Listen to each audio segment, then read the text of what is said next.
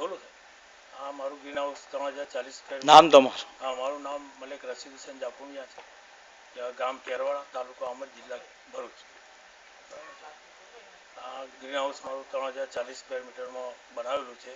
તેની અંદર મેં જલબેરા ફૂલો આવેલા છે, છોડ વાવી દીધેલા છે અને એની સહાય માટે મેં ફાઇલ મૂકેલી છે. ક્યાં મૂકેલી છે? બગાયત ખાતામાં, ભરૂચ બગાયત ઓફિસમાં મેં મૂકેલી ફાઇલ છે. મૂકેલી છે. બરોબર.